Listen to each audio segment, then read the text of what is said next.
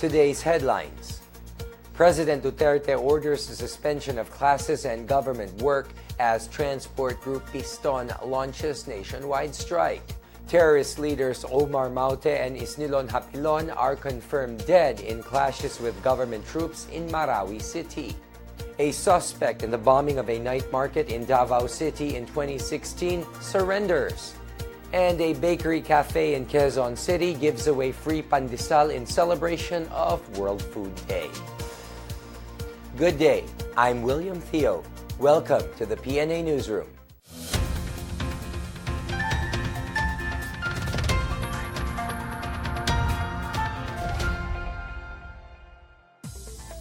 Top terrorist leaders Isnilon Hapilon and Omar Maute have been killed in ongoing clashes with government troops in Marawi City.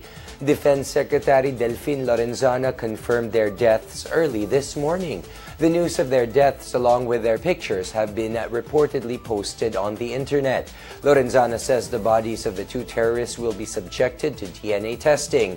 The military is now going after a certain Dr. Mahmoud, a Malaysian national fighting on the side of the Maute group. Sabi ko nga, we may be lifting or maybe announcing the cessation of hostilities in Marawi City within this week.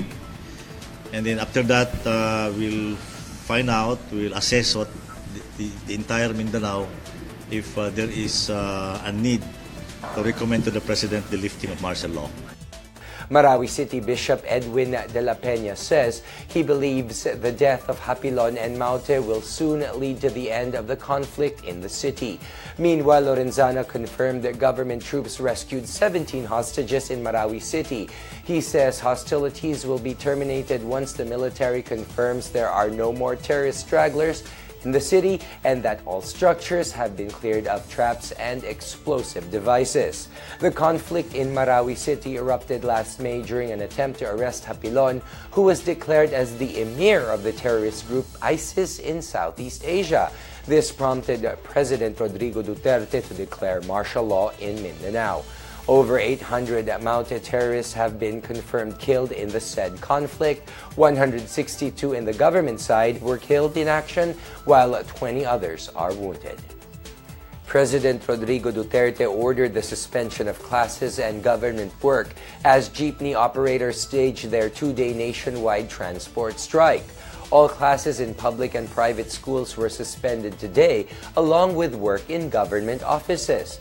Presidential Communications Secretary Martin Andanar, however, clarifies the suspension only covers the first day of the transport strike. In Metro Manila, the strike left hundreds of commuters stranded as transport groups held the protest in various parts of the metropolis. The Metro Manila Development Authority, or MMDA, deployed 41 lots in key areas of Metro Manila to help those affected by the strike. All hospitals have also been placed on Code White alert in case of emergencies. In Davao City, Mayor Sara Duterte Carpio ordered the deployment of buses and stranded commuters in anticipation of the transport strike. At least 1,000 out of the over 7,000 jeepneys in the city did not join the strike.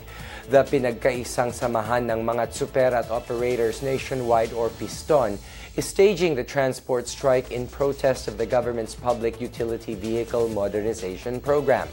Under the said program, jeepneys that are 15 years old will be replaced with more advanced Euro 4 engines or electric-powered engines with solar panels. Units will also be equipped with safety features such as CCTV cameras, an automatic fare collection system, speed limiters, dashboard cameras, and Wi-Fi. Piston, however, maintains that majority of the drivers and operators could not afford to buy new jeepneys or maintain old ones. The transport strike will continue tomorrow, Tuesday. Transport Group Piston claims to have paralyzed majority of jeepney routes following the first day of its nationwide transport strike. The LTFRB, however, says the strike had little impact in Metro Manila. We now have PNA reporter Philaine Cervantes with more details on this report. The Pinagkaisang Samahan ng mga Tsuper at Operators Nationwide, or Piston, claims the first day of the transport strike against the proposed PUV modernization program was successful.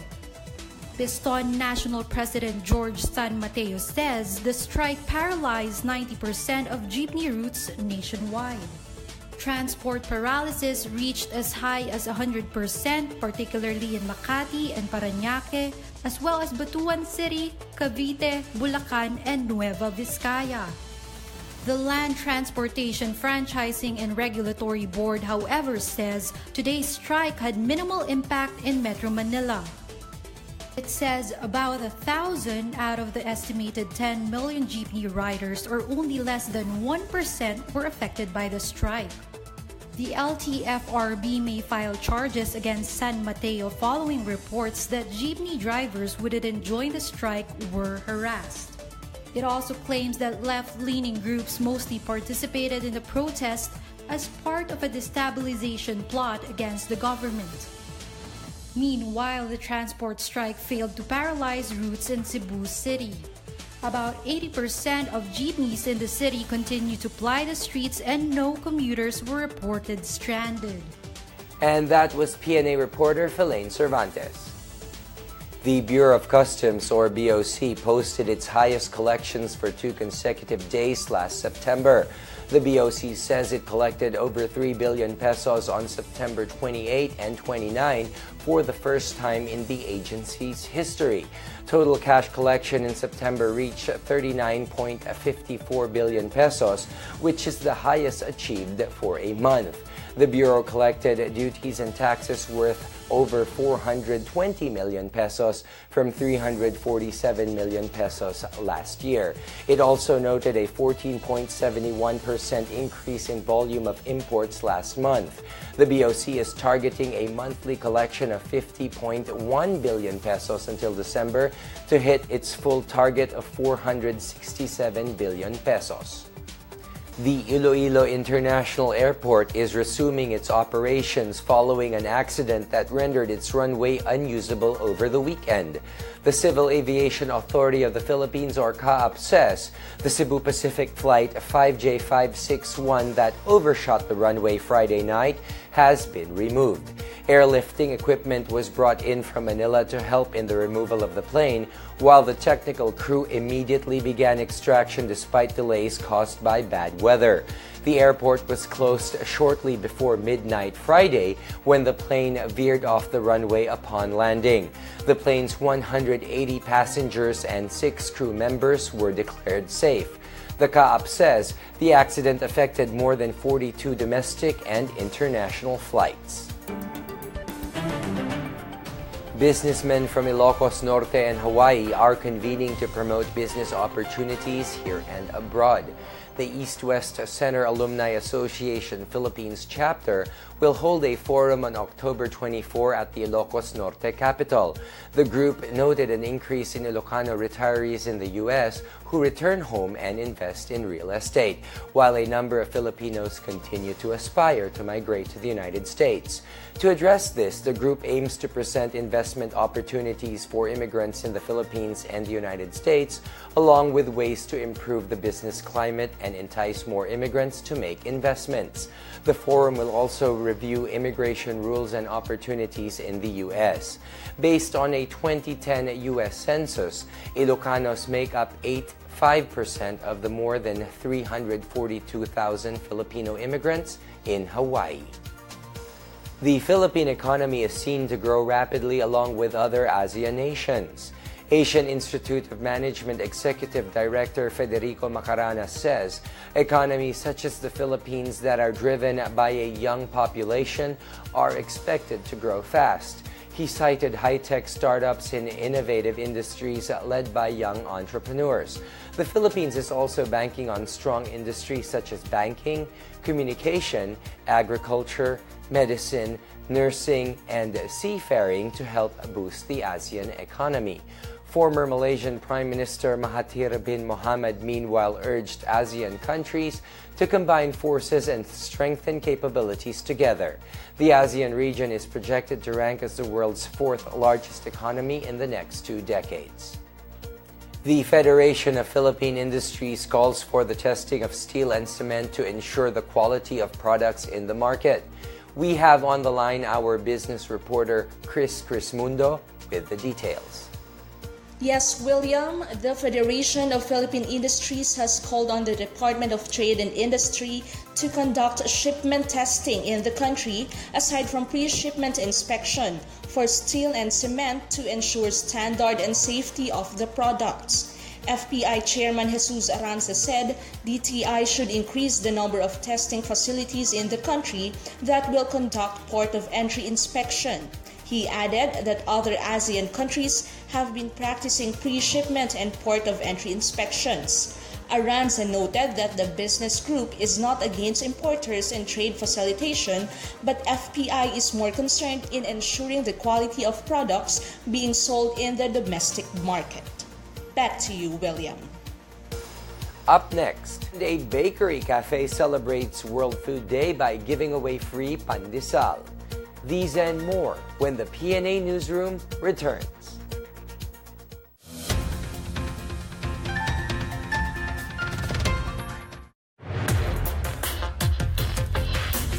Ito ang Duterte on Duty, ulat sa ginagawa ng Presidente. October 5, Huwebes, pinangunahan ni Pangulong Rodrigo Roa Duterte ang 58th Change of Command Ceremony ng Philippine Army sa Fort Bonifacio sa Taguig.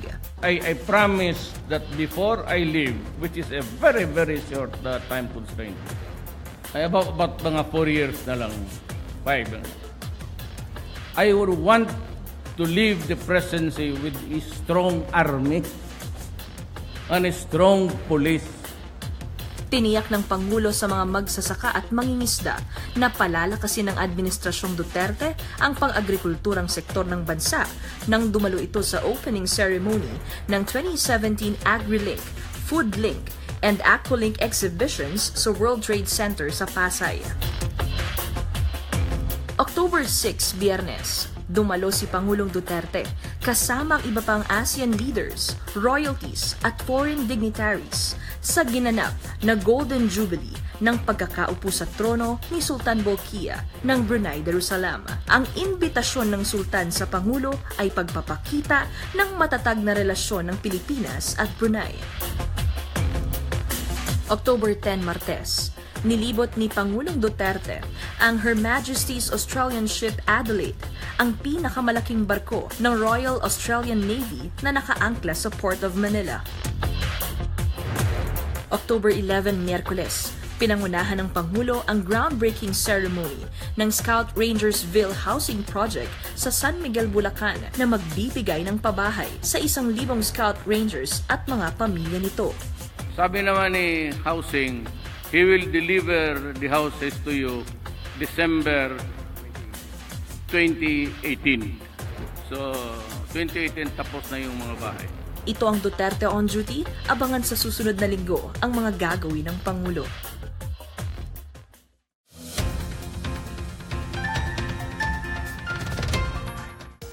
A suspect in the bombing of a night market in Davao City back in September 2016 has surrendered in Cotabato City. Muhammad Lalaog Chenicandiyil surrendered to Cotabato City Police Director Rolly Octavio. The Criminal Investigation and Detection Group is set to turn him over to authorities in Davao.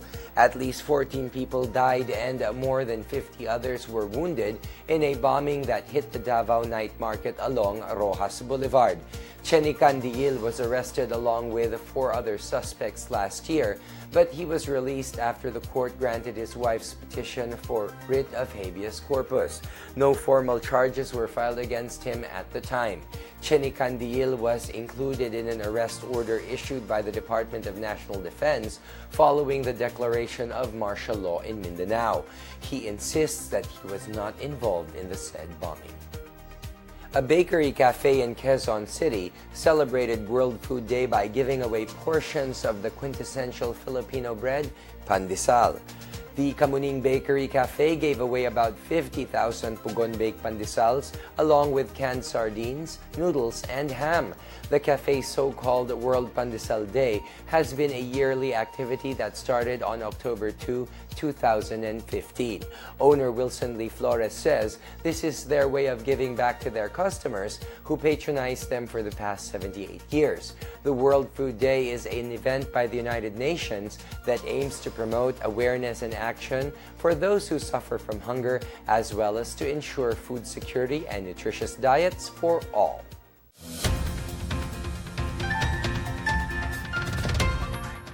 In sports, Barangay Ginebra is on a roll as it takes its second win at the PBA Governors Cup Finals.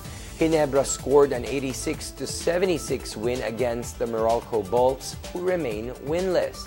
Justin Brownlee led Ginebra with 19 points, 13 rebounds, 7 assists, and 2 steals. Alan Durham scored 25 points, 22 boards, 7 assists, and 2 steals to pull up Meralco. Meanwhile, Greg Slaughter from Barangay Ginebra was hailed as the best player of the conference. Slaughter received the recognition as he returns to the court after recuperating from an ACL injury.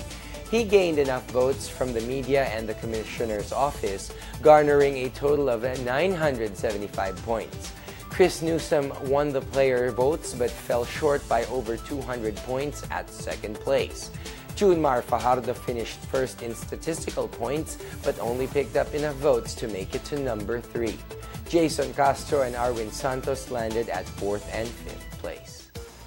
In Ilocos Norte, from drugs to beauties, delegates of the Miss Earth International visited Pagudpud to experience the province's ecotourism. The 10 delegates represented the countries of Austria, Czech Republic, Ecuador, Israel, Korea, Guatemala, Sweden, Thailand, Uganda, and Venezuela. The management of Hana's Beach Resort and Hotel welcomed the 10 delegates. They were given a tour of Pagudpud's natural wonders and a chance to explore the resort's tourist amenities. The ladies expressed their admiration for Pagudpud's crystal clear ocean and green mountains. They also praised Filipinos for their hospitality, warmth, and friendship, as well as Filipino food. And that's your daily dose of the hottest news and the latest information that you need to know from the PNA Newsroom. I'm William Theo. Good day.